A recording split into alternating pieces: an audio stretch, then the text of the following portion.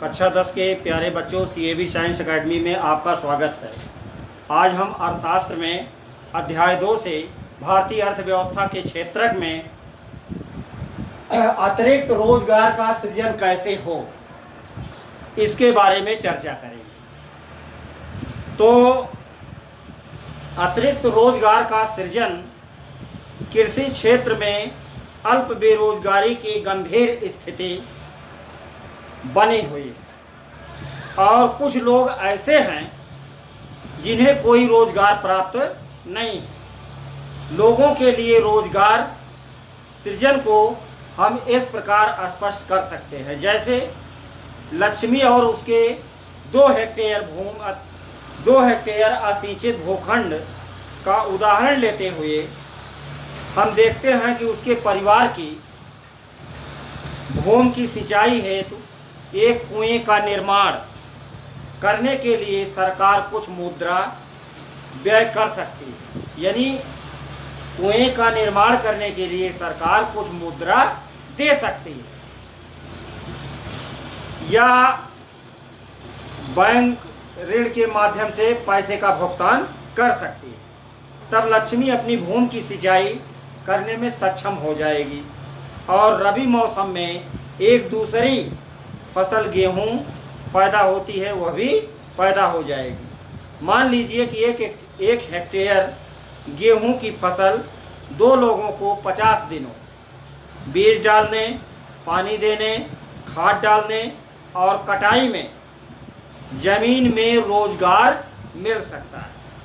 इसलिए परिवार के 2 अन्य सदस्य को अपनी सिंचाई के लिए नए बांध का निर्माण करना पड़ेगा अथवा एक नहर खोदी जाती है। इससे कृषि क्षेत्र में रोजगार के अवसर उत्पन्न हो सकेंगे और अल्प बेरोजगारी की समस्या अपने आप शून्य हो जाएगी। मान लीजिए कि लक्ष्मी और दूसरे किसान पहले की तुलना में अधिक उत्पादन करते हैं, अतः उन्हें कुछ उत्पाद बेचने की भी आवश्यकता पड़ेगी। इसके लिए उन्हें अपना उत्पाद शहर के पास के शहर में ले जाने की जरूरत या आवश्यकता पड़ेगी। यदि परिवहन और फसलों के भंडारण या ग्रामीण सड़कों के निर्माण पर कुछ धन निवेश करती है तो छोटे ट्रक प्रत्येक स्थान पर पहुंच जाते हैं। इस विधि से लक्ष्मी जैसे अनेक किसान जिन्हें अब पानी की सुविधा उपलब्ध है, फसलों की उपज और विक्रय कर सकती है। इस कार्य में केवल किसानों को ही उत्पादक रोजगार उपलब्ध नहीं हो सकता है, बल्कि परिवहन और व्यापार जैसी सेवाओं में लगे लोगों को भी रोजगार प्राप्त हो सकता है। लक्ष्मी की आवश्यकता मात्र सिंचाई हेतु जल तक ही सीमित नहीं है, बल्कि खेती करने के लिए उसे बीजों, उर्वरकों, कृषिगत उपकरणों और पानी निकालने के लिए पंप सेटों की जरूरत पड़ेगी। एक निर्धन किसान होने के कारण वह सभी मदों पर व्यय नहीं कर सकते, इसलिए उसे साहूकारों से धन लेना ही पड़ेगा और उच्च ब्याज दर पर वापस भी करना पड़ेगा। यदि स्थानीय बैंक उचित ब्याज दर पर उसे साख प्रदान करता है तो वह इन सभी चीज़ों को उचित समय पर खरीदने और भूमि पर खेती करने में एकदम समर्थ होगी। इसका आशय यह है कि जल के साथ साथ कृषि में सुधार के लिए किसानों को सस्ते कृषि साख भी प्रदान करने की जरूरत है। एक अन्य विधि से इस समस्या का निराकरण किया जा सकता है। वह विधि है अर्ध ग्रामीण क्षेत्रों में उन उद्योगों और सेवाओं को चिन्हित करना और उन्हें बढ़ावा देना जहां बहुत अधिक लोग नियोजित किए जा सकें।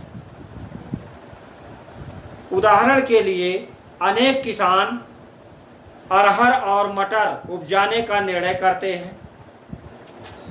इनकी वसूली और प्रसंस्करण के लिए तथा शहरों में विक्रय के लिए दाल मिल की स्थापना एक ऐसा ही अच्छा उदाहरण है।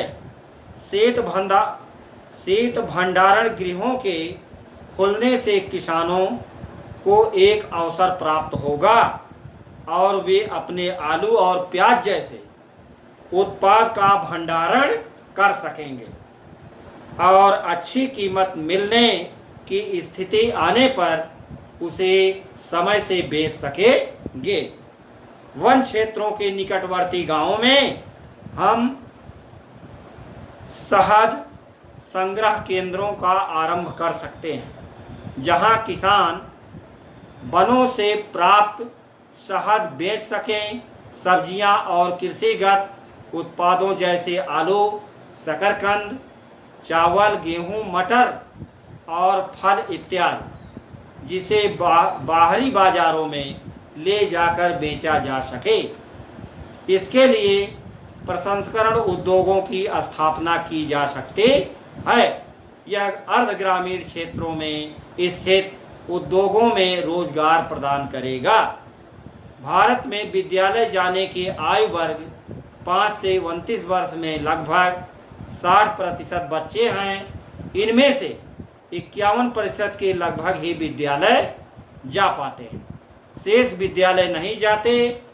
वे या तो घर पर रहते होंगे या उनमें से ज़्यादातर बाल श्रमिक के रूप में विभिन्न तरह के होटलों में काम करते होंगे। यदि ये बच्चे विद्यालय जाने लगे तो हमें और अधिक भवनों, अध्यापकों और अन्य कर्मचारियों की आवश्यकता होगी।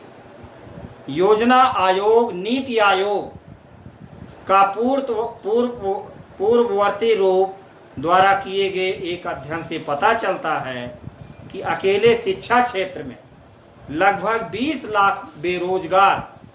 20 लाख रोजगारों का सृजन किया जा सकता है या बनाया जा सकता है। इसी प्रकार यदि हमें स्वास्थ्य की स्थिति में सुधार करना है तो हमें ग्रामीण क्षेत्रों में काम करने वाले अधिक डॉक्टरों, नर्सों और स्वास्थ्य कर्मियों के लिए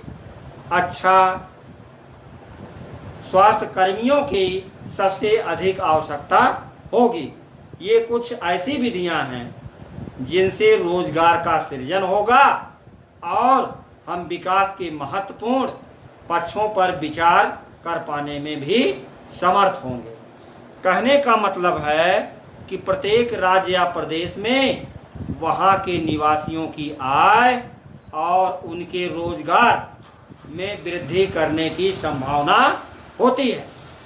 यह पर्यटन अथवा क्षेत्रीय शिल्प उद्योग अथवा सूचना प्रौद्योगिकी जैसी नवीन सेवाओं के माध्यम से हो सकता है। इनमें से कुछ के लिए समुचित योजना एवं सरकारी सहायता की आवश्यकता होगी। उदाहरण के लिए योजना आयोग के अध्ययन के अनुसार यदि पर्यटन क्षेत्र में सुधार होता है तो हम प्रति वर्ष 35 लाख से अधिक लोगों को अतिरिक्त रोजगार प्रदान कर सकते हैं। केंद्र सरकार ने 2005 में भारत के लगभग सभी जिलों में काम का अधिकार लागू करने के लिए एक कानून बनाया जिसे राष्ट्रीय ग्रामीण रोजगार गारंटी अधिनियम 2005 कहते हैं।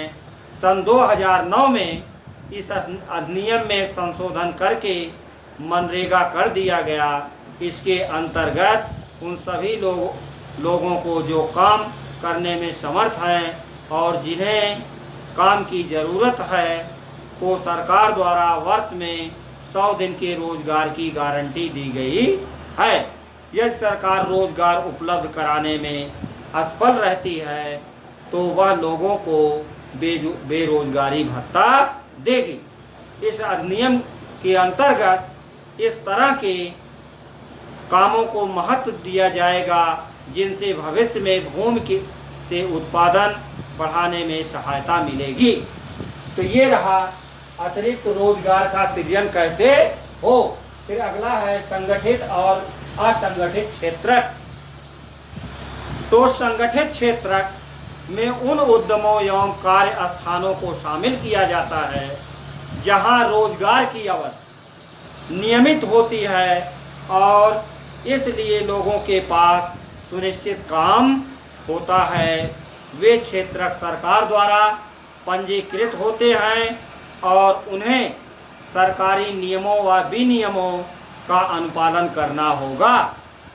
इन नियमों एवं विनियमों का अनेक विधियों जैसे कारखाना अधिनियम, न्यूनतम मजदूरी अधिनियम, सेवा अनुदान अधिनियम, दुकान एवं प्रतिष्ठान अधिनियम इत्यादि में उल्लेख किया गया है।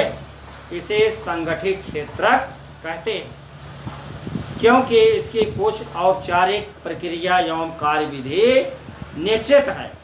कुछ लोग किसी के द्वारा नियोजित नहीं होते बल्कि वे स्वयं काम करते हैं, लेकिन वे भी अपने को सरकार के समक्ष पंजीकृत कराते हैं और नियमों एवं विनियमों का पालन करते रहते हैं। ये संगठित क्षेत्र के प्रमुख विशेषताएं हैं।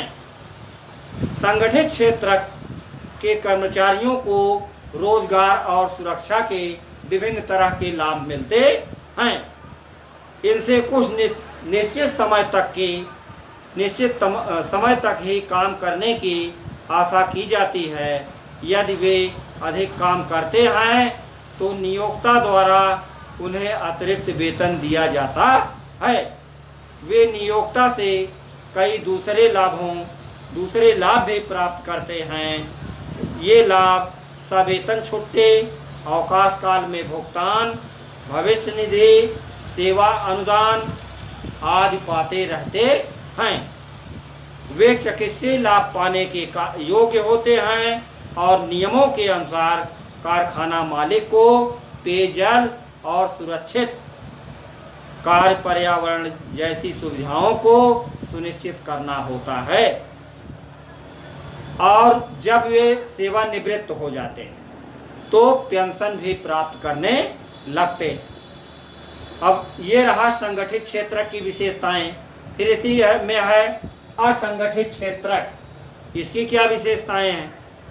असंगठित क्षेत्र छोटी छोटी और बिखरी इकाइयों जो ज़्यादातर सरकारी नियंत्रण से बाहर होती से निर्मित होता है। इस क्षेत्र के नियम और विनियम तो होते हैं लेकिन उनका अनुपालन नहीं होता है।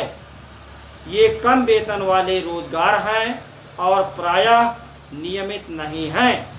यहाँ अतिरिक्त समय में काम करने, सवेतन छुट्टी, अवकाश, बीमारी के कारण छुट्टी इत्यादि का कोई प्रावधान नहीं है। रोजगार असुरक्षित है। श्रमिकों को बिना किसी कारण काम से हटाया जा सकता है। कुछ मौसम में जब काम कम होता है तो कुछ लोगों को काम से छुट्टी दे दी जाती है।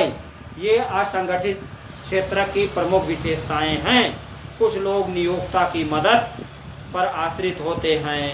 इस क्षेत्र में बड़ी संख्या में लोग अपने छोटे छोटे कार्यों जैसे सड़कों पर विक्रय अथवा मरम्मत का कार्य करना स्वतः नियोजित है।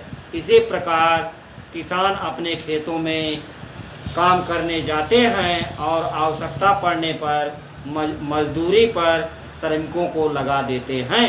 तो ये संगठित और असंगठित क्षेत्र की प्रमुख विशेषताएं हैं। अब है असंगठित क्षेत्र के श्रमिकों का संरक्षण। संगठित क्षेत्र अत्यधिक मांग पर ही रोजगार को प्रस्तावित करता है, किंतु असंगठित क्षेत्र में रोजगार के अवसरों में वृद्धि अत्यंत मंद गति से हो रही है, ऐसा प्रायः देखा गया है। संगठित क्षेत्र असंगठित क्षेत्र के रूप में काम करते रहते हैं मजदूर। वे ऐसी रणनीति, कर चोरी, श्रमिकों को संरक्षण प्रदान करने वाली विधियों के अनुपालन से बचने के लिए अपनाते हैं। परिणाम बहुत अधिक श्रमिक असंगठित क्षेत्र में काम करने के लिए मजबूर हुए हैं, जो बहुत कम वेतन प्राप्त होता है। प्रायः उनका शोषण ही किया जाता है और उन्हें उचित पारिश्रमिक नहीं दिया जाता है। उनकी आय कम है और नियमित नहीं है। इस रोजगार में ना तो संरक्षण और ना ही कोई लाभ। सन 1990 में यह प्रवृत्ति देखी गई कि संगठित क्षेत्र के बहुत अधिक श्रमिक अपना रोजगार खोते जा रहे हैं। ये लोग असंगठित क्षेत्र में कम वेतन पर काम करने के लिए मजबूर हैं। अतः असंगठित क्षेत्र में और अधिक रोजगार की आवश्यकता के अतिरिक्त श्रमिकों को संरक्षण और सहायता की भी आवश्यकता होती है। ग्रामीण क्षेत्रों में असंगठित क्षेत्र मुख्यतः भूमिहीन कृषकों, छोटे छोटे और सीमांत किसानों, फसल बटाईदारों और कारीगरों जैसे लोहार, बढ़ई, सोनार से सृजित होता है।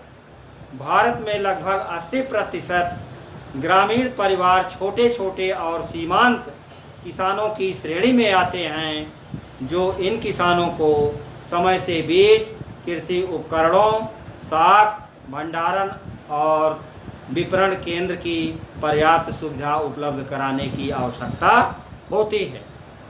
शहरी क्षेत्रों में असंगठित क्षेत्र प्रमुख रूप से लघु उद्योगों या के श्रमिकों को निर्माण, व्यापार एवं परिवहन में कार्यरत आकस्मिक श्रमिकों और सड़कों पर विक्रेता का काम करने वाले, सिर पर बोझा ढोने वाले श्रमिकों, वस्त्र निर्माण करने वालों और कबाड़ उठाने वालों से सृजित है।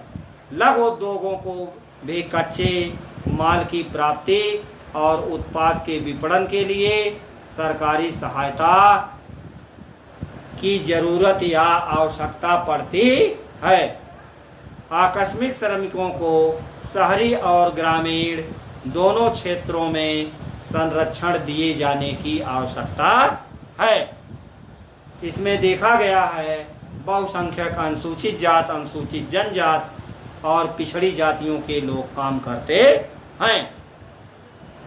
फिर आगे है स्वामित्व आधारित क्षेत्र, सार्वजनिक और निजी क्षेत्र। तो स्वामित्व आधारित क्षेत्र सार्वजनिक और निजी क्षेत्र हैं। आर्थिक गतिविधियों को क्षेत्रकों में वर्गीकृत करने की एक अन्य विधि यह हो सकती है कि परिसंपत्तियों का स्वामी और सेवाओं के उपलब्धता के लिए उत्तरदायी व्यक्ति का निर्धारण करना। सार्वजनिक क्षेत्र में अधिकांश परिसंपत्तियों पर सरकार का स्वामित्व होता है और सरकार ही सभी सेवाएं उपलब्ध कराती है, जबकि निजी क्षेत्र में परिसंपत्तियों पर स्वामित्व और सेवाओं के वितरण का उत्तरदायित्व एकल व्यक्ति या कंपनी के हाथों में होता है। रेलवे अथवा डाकघर सार्वजनिक क्षेत्र के उत्तम उदाहरण हैं, जबकि Tata iron and steel company, टेस्को अथवा रिलायंस इंडस्ट्रीज लिमिटेड जैसी कंपनियां निजी स्वामित्व की हैं। निजी क्षेत्र की गतिविधियों का उद्देश्य लाभार्जन करना होता है। इनकी सेवाओं को प्राप्त करने के लिए इन एकल स्वामियों और कंपनियों को भुगतान करना पड़ता है। सार्वजनिक क्षेत्र का उद्देश्य केवल लाभार्जन करना नहीं होता है, बल्कि सरकार सेवाओं पर किए गए व्यय की पूर्ति करों या अन्य तरीकों से करती है। वर्तमान में सरकार सभी तरह की गतिविधियों पर व्यय कर रही है।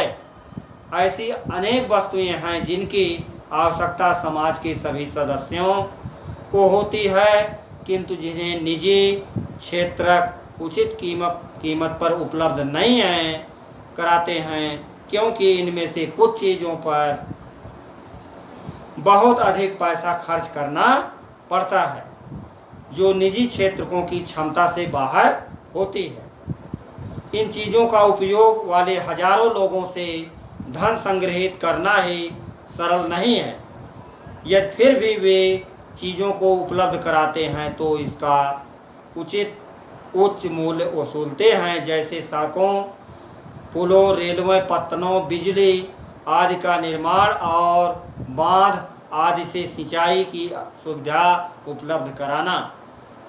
इसीलिए सरकार ऐसे बड़े आर्थिक व्यय स्वयं उठाती है और सभी लोगों के लिए इन सुविधाओं को सुनिश्चित करती है।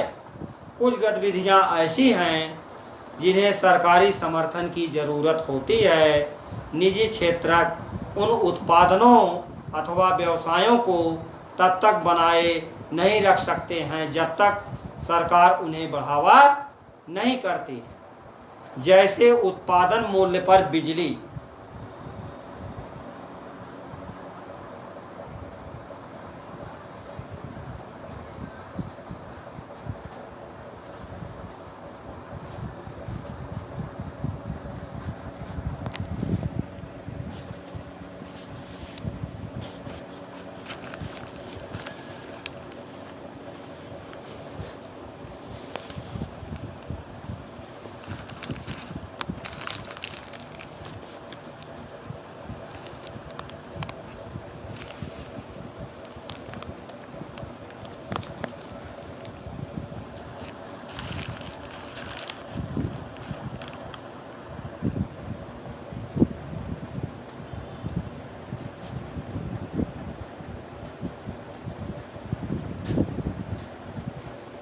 जैसे उत्पादन मूल्य पर बिजली के विक्रय से बहुत से उद्योगों में वस्तुओं की उत्पादन लागत में वृद्धि हो सकती है। अनेक इकाइयां, विशेषकर लघु इकाइयां बंद हो सकती हैं। यहाँ सरकार उस दर पर बिजली उत्पादन और वितरण के लिए कदम उठाती है जिस पर ये उद्योग बिजली खरीद सकते हैं। साथ ही सरकार लागत का कुछ अंश वहन करती है। इसी तरह भारत सरकार किसानों को उचित मूल्य पर गेहूं और चावल खरीदती है, इसे अपने गोदामों में भंडारण करती है और सस्ते राशन की दुकानों से किसानों को उपलब्ध कराती है और उस पर सब्सिडी प्रदान करती है। इस प्रकार सरकार किसानों और उपभोक्ताओं दोनों की सहायता करती है।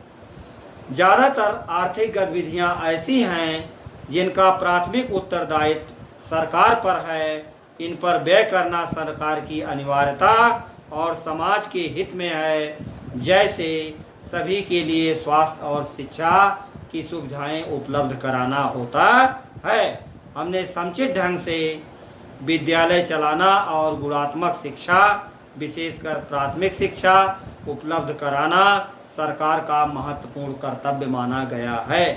भारत में निरक्षरों की संख्या विश्व में सबसे अधिक है। भारत विश्व का दूसरा सर्वाधिक जनसंख्या वाला देश है, यहाँ चीन, जबकि चीन पहले स्थान पर है। भारत के लगभग 50% बच्चे कुपोषण के शिकार हैं और उनमें से 25% गंभीर रूप से बीमार हैं। उड़ीसा तथा मध्य प्रदेश का शिशु मृत्यु दर 44 और 47% के लगभग है। कुछ निर्धन भागों में सरकार को भी मानव विकास के पक्षों जैसे सुरक्षित पेयजल की व्यवस्था करना तथा निर्धनों के लिए आवासीय सुविधाएं और भोजन एवं पोषण पर ध्यान देने की महत्वपूर्ण ज़रूरत है। बस आज इसमें इतना ही।